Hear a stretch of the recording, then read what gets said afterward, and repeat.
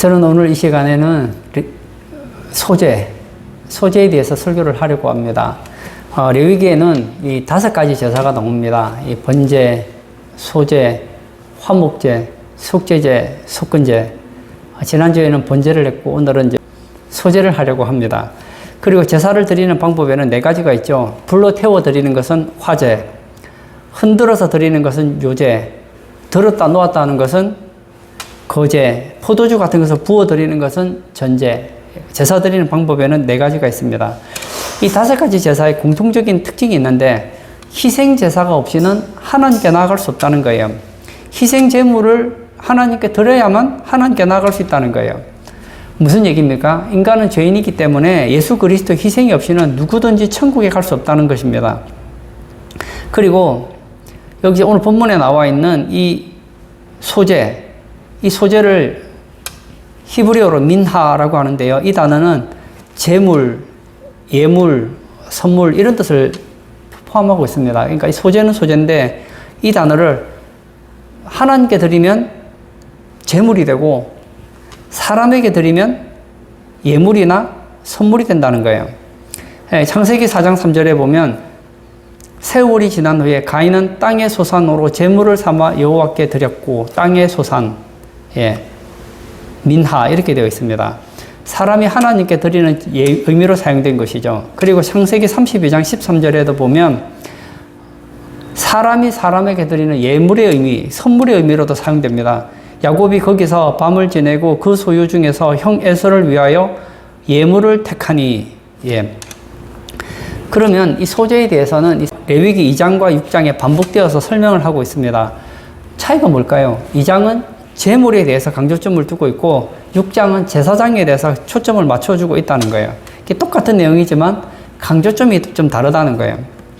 제가 지난주에 번제에 대해서 얘기를 했는데요. 이 번제와 소제는 비슷한 점이 있고 약간 차이가 있는 점도 있습니다.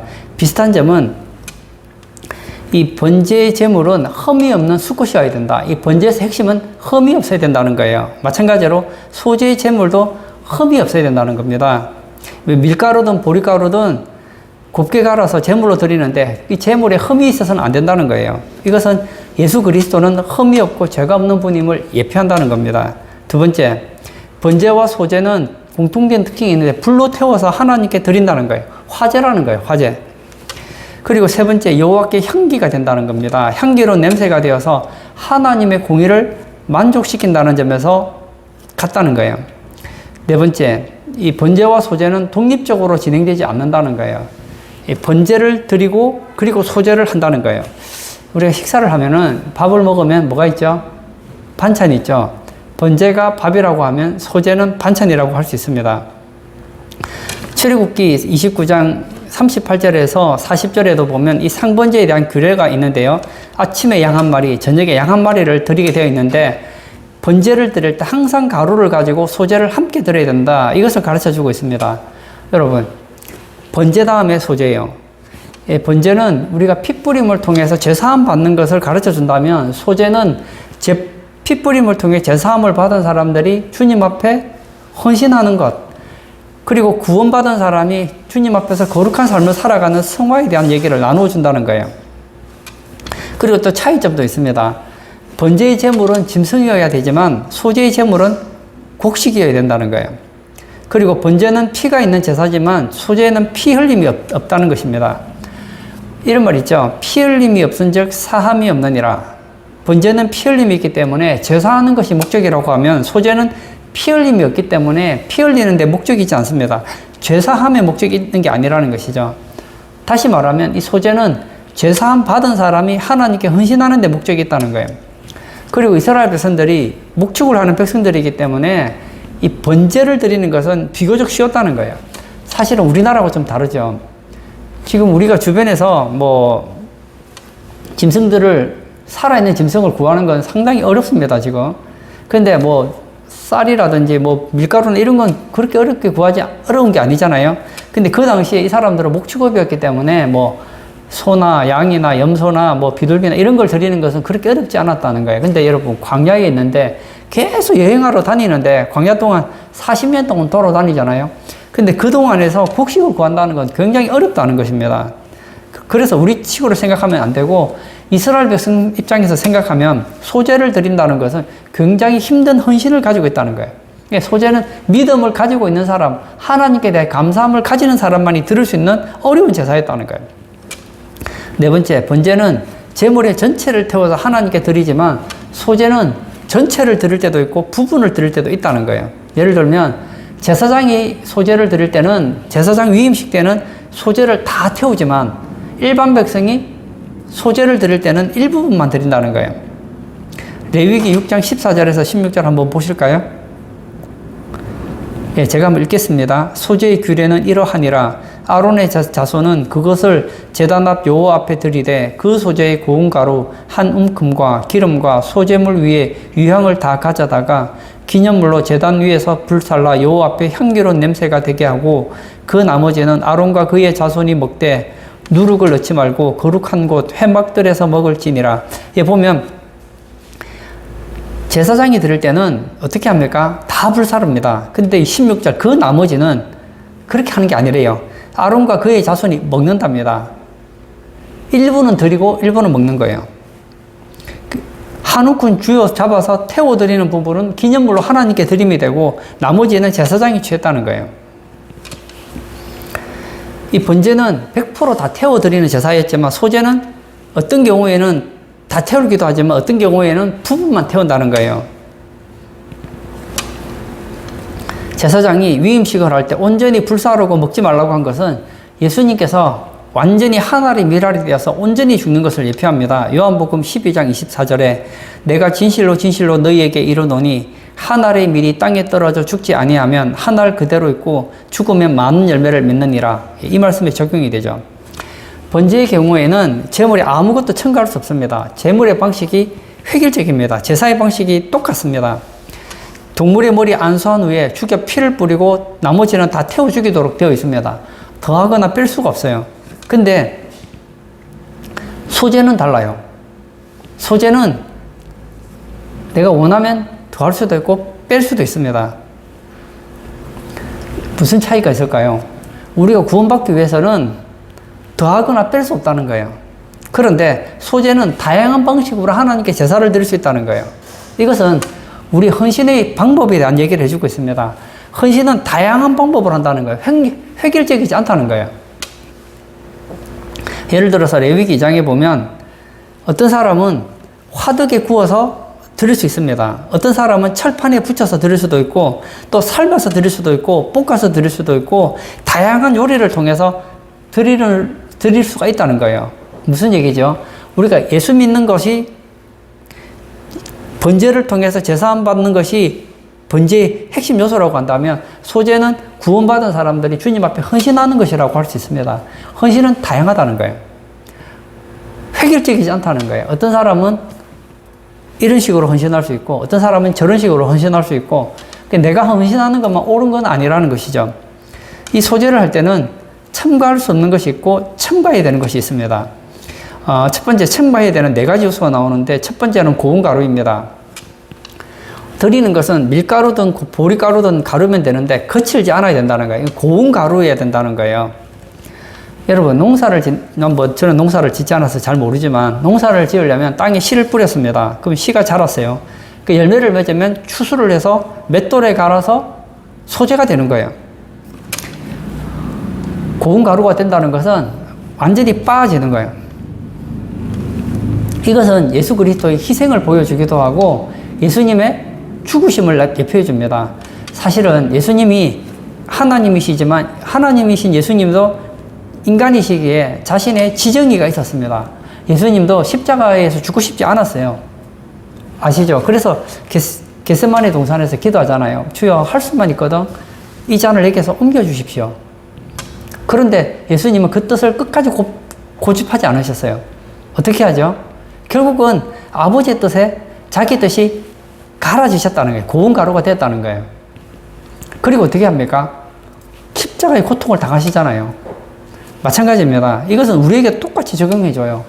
여러분, 우리 인생에 하나님께서는 우리가 예수를 믿고 번제를 통해서 제사함을 받았으면 주님이 기뻐하는 그런 헌신하는 삶, 성화의 삶을 살기를 원하시는데 그런 성화의 삶, 헌신하는 삶을 살기 위해서 필요한 것이 첫 번째는 지정이가 갈아져야 된다는 거예요. 요즘에 사람들이 너무 똑똑해요. 똑똑한 건 좋은데 하나님 뜻보다 더 똑똑해요. 제가 성경을 보면서 배운 것이 하나 있는데 하나님은 항상 오르시다. 이건 제가 깨달은 진리예요, 진리. 하나님은 항상 오르시다. 하나님의 뜻과 내 뜻이 충돌되면 무조건 나는 죽는 거예요. 이것이 뭐죠? 고운가루가 되는 거예요. 하나님은 이렇게 말씀하셨지만 저는 포기할 수 없습니다. 그러면요, 고운가루가 안 되는 거예요. 주님 앞에 드리는 소재는, 헌신은 내 뜻이 죽어야 되는 거예요. 하나님께서 아무리 말씀하셔도 저는 제 방식대로 헌신하렵니다. 저는 제 방식대로 거룩한 삶을 살아가려고 합니다. 그러면 안 되는 거예요. 둘째는 기름입니다. 여기서 기름은 감람유, 올리브 기름을 말합니다. 이 고운 가루 속에 기름이 쑥쑥 배어 들어가도록 해야 된다는 거예요. 여기서 기름은 성령을 상징합니다. 예수 그리스도는 100% 성령이 충만한 분이셨다는 거예요. 예수님은 모든 사역을 성령의 능력으로 행하셨다는 것을 가르쳐주고 있습니다. 마찬가지입니다. 우리가 정말 주님이 기뻐하는 그런 성화의 삶, 헌신하는 삶을 살려면 뭐가 필요합니까? 우리도 성령 충만해야 된다는 거예요. 그러면 기름을 붓는다는 것은 어떤 의미를 가지고 있을까요? 기름을 붓는다는 것은 구별한다는 것이에요.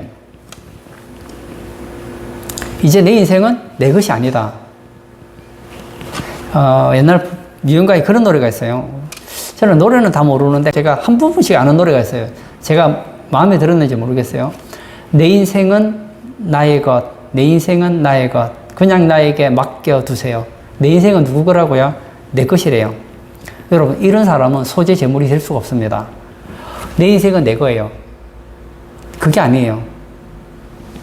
이 기름을 붓는다는 것은 구별됐다는 거예요. 이제는 내 인생은 내 것이 아니다. 하나님의 것이다. 하나님이 기뻐하는 대로 나는 쓰임받는 하나님께 구별된 존재다. 이것이 소재거든요. 예수님은 성령 충만함을 입고 죄를 위해서 구별된 희생제물이 되셨습니다. 이것이 예수님께 적용한다면 우리는 어떻습니까? 우리도 죄사함 받고 하나님의 백성이 되고 하나님의 자녀가 되어서 주님 앞에 헌신할 때에 구별되어야 된다는 거예요. 나는 주님 앞에 드려진 자다. 이런 고백 말입니다. 세 번째, 유향이에요. 유향은 유향나무에 상처를 내면서 나오는 그 진액을 고체로 만든 것이 바로 유향입니다. 예수님의 사역은 하나님께 향기로운 냄새가 되었다는 것을 가르쳐주고 있습니다. 이것은 하나님의 공의를 만족시켰다는 거예요. 마태복음 2장 11절에 보면 집에 들어가 아기와 그의 어머니 마리아가 함께 있는 것을 보고 엎드려 아기께 경배하고 보배합을 열어 황금과 유향과 모략을 예물로 드리니라. 동방박사들이 예수님께 세 가지 보배를 드리죠. 하나는 황금이었고, 두 번째는 유향이었고, 세 번째는 모략입니다. 이 당시에 황금은 왕이 사용하는 것이고, 유향은 제사장이 소재 드릴 때 드리는 것이고, 모략은 선지자들이 기름 부을 때 사용하는 것이 바로 모략이었습니다. 그래서 황금과 유향과 모략은 예수님의 그 삼중직을 잘 나타내주고 있다는 거예요. 네 번째, 소금은 일반적으로 짠맛을 낼 때도 사용하지만 습금을 방지하는 방부제용으로도 사용됩니다. 예수 그리스도께서는 십자가에 죽으셨지만 부활하여 습지 않을 것을 예표해 준다는 거예요. 소재 제물에는 소금이 첨가되어서 부패가 방지되는 것을 했다는 거예요. 사도행전 2장 31절에 미리 본고로 그리스도의 부활을 말하되 그가 음부에 버림이 되지 않고 그의 육신이 썩음을 당하지 아니하시리라 하더니, 예수님 죽었죠. 장사를 지냈습니다. 그런데 썩지 않고 늙지 않는 영원한 부활의 몸을 가지게 됐다는 거예요. 사람이 태어났어요. 얼마나 예쁘고 귀여운지 애가 자랐어요. 우리는 걔들을 보고 성숙해 간다고 얘기합니다. 근데 성숙해 갔다가 지나면 이제 성인이 되고 중년이 되고 노년이 되고 결국은 죽겠죠. 요즘에는 자기가 특별히 묘지를 땅을 가지고 있지 않는 경우에는, 옛날에는 매장이 가능했지만 요즘에는 거의 화장으로 다 한다고 하더라고요. 그러면 뼈를 갈 거 아닙니까? 그러면 가루가 되죠. 이것이 인생의 끝이에요. 그런데 예수님의 그 모습은, 예수님은 그리스도고 우리는 그리스도인이잖아요. 예수님의 그 삶이 우리에게도 그대로 적용된다는 거예요. 우리도 죽겠죠. 언젠가 죽습니다. 저도 어릴 때가 있었고, 유아 시기가 있었고, 성인이고, 지금은 제가 중년이고, 조금 더 지나면 남들이 볼 땐 또 제가 노년으로 보일지도 몰라요. 하여튼, 제가 생각할 때 저는 중년이라고 생각해요. 좀 지나면 노년이 될 것이고, 저도 무덤에 들어가게 될 것이고, 무덤에 들어가지도 않을 것 같아요. 화장해서 이제 그냥, 납골당에 가든지, 재뿌리든지 그렇게 해서 끝나지 않겠나 싶어요. 그렇지만 그렇게 끝나느냐? 끝나지 않는다는 거예요. 예수님께서 부활하신 것처럼 우리도 부활하게 된다는 거예요. 여러분, 기독교는 세상의 종교와 차별됩니다. 세상의 종교는 우리가 구원받으려면 선행을 해야 된다. 그렇게 가르쳐 줍니다. 선행을 해야 구원을 받는다고 가르쳐 줍니다. 착하게 살아야 된대요. 저는 뭐 잘 모르겠습니다만 제가 글을 읽었더니 세계에서 가장 선행을 많이 하는 단체가 여러분 어딘지 아세요? 이슬람교라고 합니다. 제가 처음 알았어요. 왜냐하면 이슬람교는 선행을 많이 베풀수록 좋은, 우리로 말하면 좋은 천국에 가기 때문에 그렇게 선행을 많이 한다고 합니다. 그래서 이슬람교 사람들이 굉장히 착하대요. 근데 여러분 이걸 아십시오. 그건 엉터리예요. 그분들이 제 설교를 들으면 기분 나쁘고 그건 엉터리예요. 만약에 착하게 선행을 해서 갈 수 있으면 그렇게 이슬람교가 최고 좋을 것 같아요, 저도. 근데 그게 아니라고요. 여러분, 소재가 있고 번제가 있는 게 아니에요. 번제가 있고 소재가 있다고요. 여러분, 제사함 받은 사람들이 그 감격으로서 선한 일을 하는 거예요. 선한 일을 해서 제사함 받는 게 아니란 말입니다. 이거 여러분, 이 우선순위를 절대 놓치시면 안 돼요. 많은 분들이 교회를 다니지만 왜 교회 다니느냐? 내가 교회 다니면 천국 갈까봐. 내가 좀 교회 다니고 착한 일 하면 천국 갈까봐. 아니라니까요.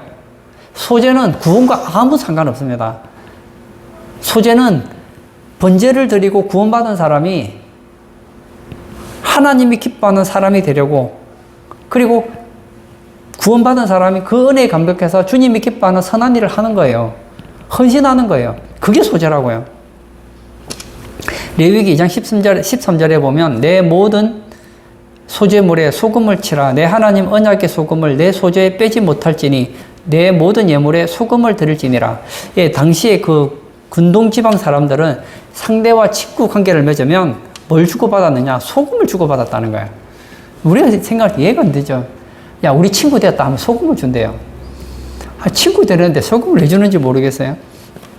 근데 그 당시의 사람들은 이 소금이 굉장히 귀한 것이기 때문에 소금을 주고받으면서 우정을 확인했다는 거예요. 소금을 주면 나는 너의 친구다.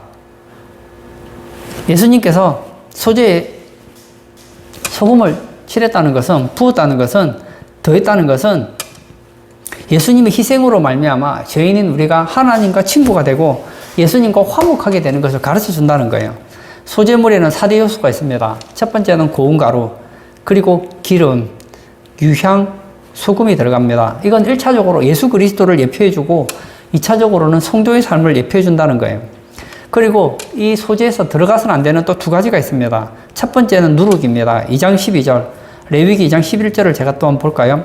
너희가 여호와께 드리는 모든 소재물에는 누룩을 넣지 말지니 너희가 누룩이나 꿀을 여호와께 화제로 드려 사르지 못할지니라. 여기 보면 누룩을 넣지 말지니 이렇게 되어 있습니다. 성경에 보면 이 누룩이라는 것은 죄와 부패의 상징으로 사용되고 있습니다. 이 누룩은 악한 영향력으로 침투해 들어오는 죄악을 상징해 줍니다. 그러므로 누룩을 넣지 말라는 것은 예수님의 삶에는 죄가 없다는 거예요. 이 소재 가루에 누룩이 들어가지 않는다는 것은 예수님으로 적용하자면 예수님은 죄가 없었다. 예수님은 그의 공생의 사역의 삶에 뭐가 없었느냐? 누룩이 없었다. 이것을 가르쳐주고 있고, 우리에게 적용시키면 이제 우리의 삶 가운데서 누룩을 빼버려라. 악의 영향력으로부터 벗어나라는 것입니다. 고린도전서 5장 6절에도 보면 이렇게 나와 있습니다. 너희가 자랑하는 것이 옳지 아니하노다. 적은 누룩이 온 덩어리에 퍼지는 것을 알지 못하느냐. 이 고린도 교회 얘기인데, 고린도에 아주 악한 일들을 하는 것을 가리켜서 뭐라고 했느냐? 적은 누룩이라고 했습니다. 근데 그 악한 행동들이 고린도 교회에 퍼져나가는 것을 보고 적은 누룩이 온 덩어리에 퍼지는 것을 알지 못하느냐 생각했습니다. 여러분, 이 누룩, 우리나라에서 사용하는 말로 하면 이게 이스트죠. 이 소다 같은 걸 넣으면 어떻게 되죠? 이 빵에다가 넣으면 이게 부풀잖아요. 마찬가지로 죄는 누룩의 성질을 가지고 있다는 거예요. 저는 뭐 술, 담배를 하지 않습니다. 그런데 잘은 모르겠지만 처음에 술을 하면요, 사람들이 술 맛이 없대요. 술을 왜 하는지 모르겠지만 하여튼 술을 마셔요. 술 맛이 없대요. 담배를 피우면 콜록콜록 하면서 담배를 펴요. 담배 맛이 없대요. 근데 나중에는 사람들이 왜 술을 마시느냐? 술 맛이 있대요. 나중 되면 담배 피면 기분이 좋아진대요. 처음에는 술을 못 마셨어요. 분위기상 마셨어요. 근데 나중에는 내가 마셔요. 제가 어떤 한 연예인의 얘기를 듣고 제가 참 많이 와닿았어요. 그 연예인이, 내 이름은 밝히지 않겠어요. 아마 그 무슨 잡지 같은 걸 봤겠죠. 집에 앉아서 와인을 한 잔씩 마시는 것이 그렇게 보기 좋았던가 봐요. 그래서 와인을 조금씩 마셨어요. 근데 언제 보니까 너무 많이 마셔서 정신을 놓을 정도로 많이 마셨다고 하더라고요. 여러분, 유럽이나 이런 데서는 와인을 술로 생각하지 않습니다. 지금 교회 다니시는 분들 중에도 이 와인을 술로 생각하지 않고 무슨 음료수처럼 생각하는 경우가 많아요. 그런데 여러분, 이거 아세요? 뭐 하루에 와인 한 잔은 건강에 좋다나요?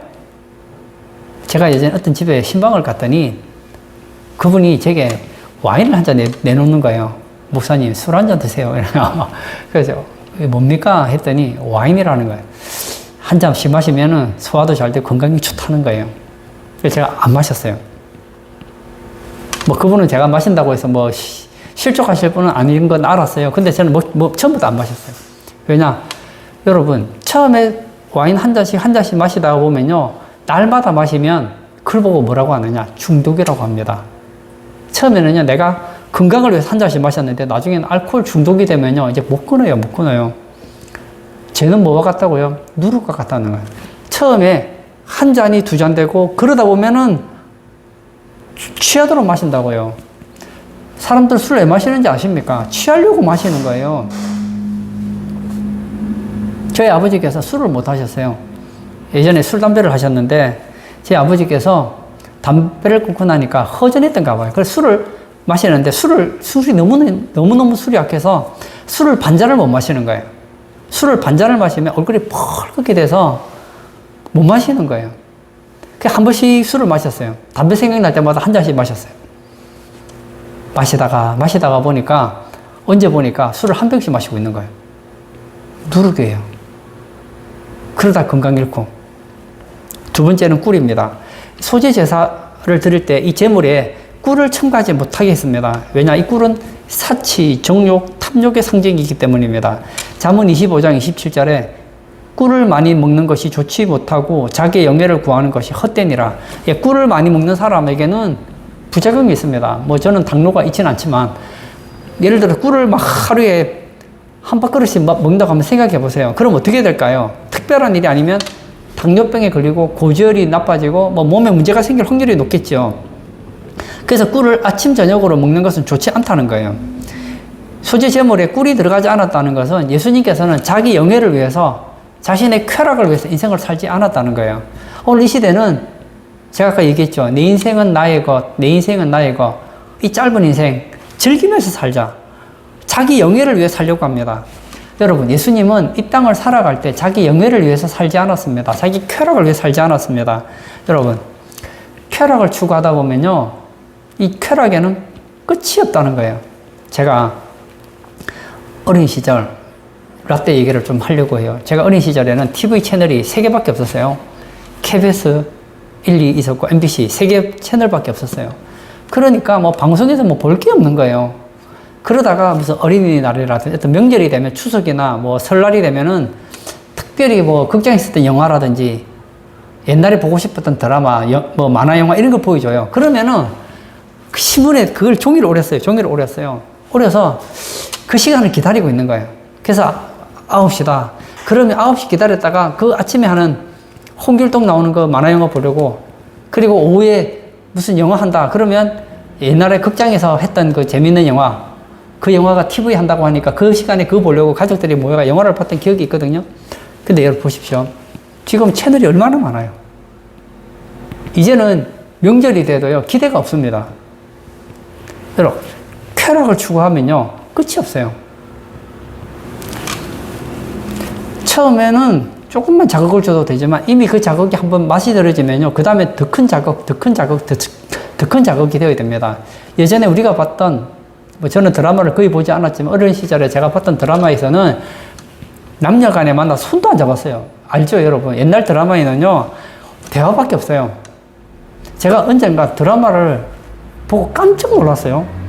드라마에서 막 남자와 여자가 막 입을 쪽쪽쪽쪽 빠는데, 어이구, 어떻게 저렇게 젊은 애들이 저렇게 키스를 잘하는가 했더니, 그게 아니에요. 막 요즘에 드라마는 막 포옹 키스는 깔고 시작하는 거예요.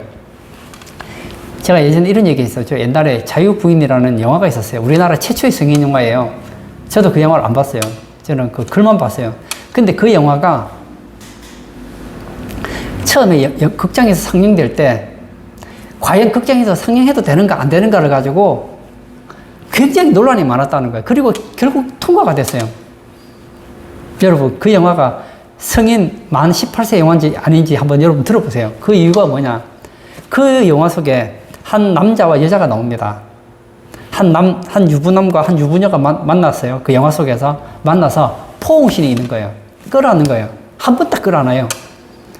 아니, 결혼한 남자가 영화지만 어떻게 포옹을 할 수 있는가? 이거는 영화관에서 상영한다는 것은 상상도 할 수 없는 영화였단 말이에요. 어떻게 생각하세요? 그때는 극장에서도 최초로 그 영화 나왔을 때 자유부인, 제목은 아주 거창한데 내용은 아무것도 없어요. 처음부터 끝까지 딱 한 번 포옹신. 그리고 그 여자는 괴로워하죠.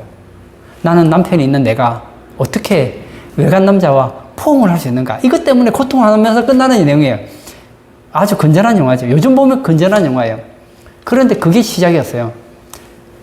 그렇게 처음에 한 번 안았어요. 다른 영화에는 2번 안고 3번 안고, 안다 보면 포옹하고, 그러면 옷을 벗게 되고, 그러면 상반신을 노출하게 되고, 계속 자극적으로 가는 거예요.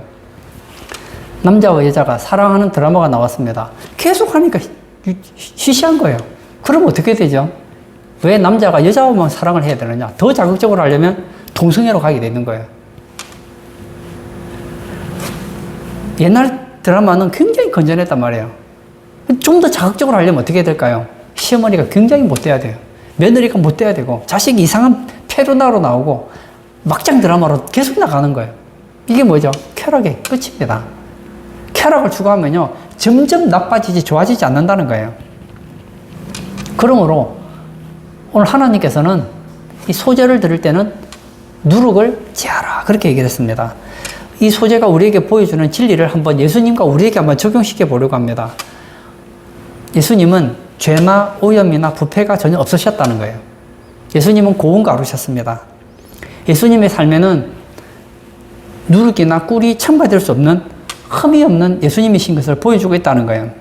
베드로전서 1장 18절과 19절에 너희가 알거니와 너희 조상이 물려준 헛된 행실에서 대속함을 받은 것은 은이나 금같이 없어질 것으로 된 것이 아니요 오직 흠없고 점없는 어린 양 같은 그리스도의 보배로운 피로 된 것이니라.